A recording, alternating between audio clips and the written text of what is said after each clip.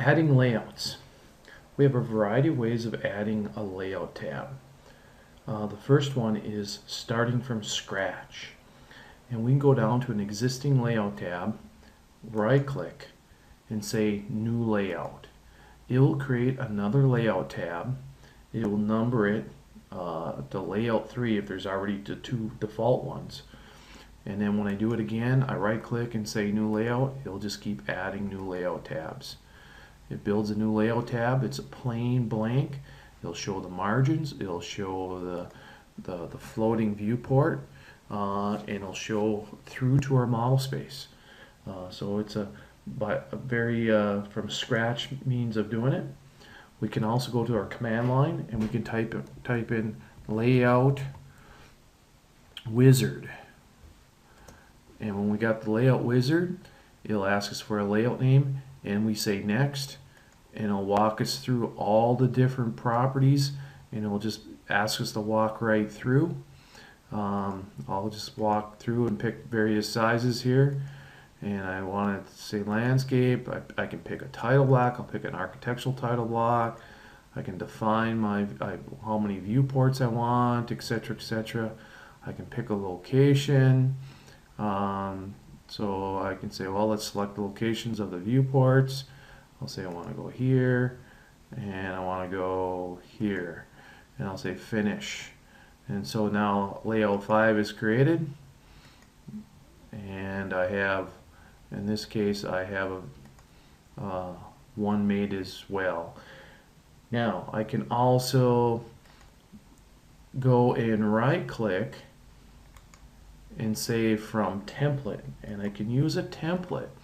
And if I have an existing template with some layouts already set up, I'm going to navigate out, and don't mind me, but I'm just going to jump into here into some of my files in my hard drive here, and I'm going to go into CAD II here. I got some drawing templates here. I'm going to go with say an architectural or mechanical type. I'll go with mechanical inch. I'll say open, and it says which layout you want. I have 4 different sizes. I can actually highlight, I want a D size, and I'll say OK. And now that D size template came in. I can pick on that, and it comes in with my border, my title block, my floating viewport, my general notes are all listed in here as well. Next, we can use Design Center, and to do Design Center, we go up to our View tab up above. We go over here to Palettes to the Design Center. When the Design Center opens up, what we want to do is go to an open drawing, and we go to any of the open drawings. If we have other open drawings in here, we can go to Layouts, and we can drag other drawings layouts into this drawing. So I can have maybe have 4 or 5 drawings open. I want to grab a layout from another one.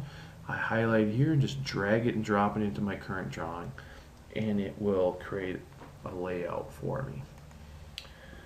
Also, we can move these layouts around. If you want them in a certain order, perhaps page 1, page 2, page 3, page 4, or perhaps A size, B size, C size, D size, or something like that, we can right click on the layout tab and say move or copy. Now, where do you want to move this to? If I want to move this thing, say, before layout 3, I select layout 3 and say OK, and it jumps before layout 3. I right click, I say move or copy. I want to have it at the beginning. I'll put it before layout 1, and now it's moved to layout 1. I right click and say move or copy, and it goes all the way. I can move it to the end and say OK. It's back at the end. If I want to copy this particular one, maybe this could be my first floor plan. I want my next one to be a second floor plan or something like that. Or this might be part 1 and I got part 2 just like it. I can just right click on it, say move or copy. I'm going to say I want to move it to the end, but I want to create a copy. So I'll move to the end and create a copy. I'll say OK, and now I got a D size, and it can't have the same name, so it gives it a little 2. So I can say this is part number 2 and this is part number 1. So we have a variety of methods of creating layout tabs. So likewise, our first rule is thou shalt not draw twice. If we already have a layout tab established, we don't need to draw it again.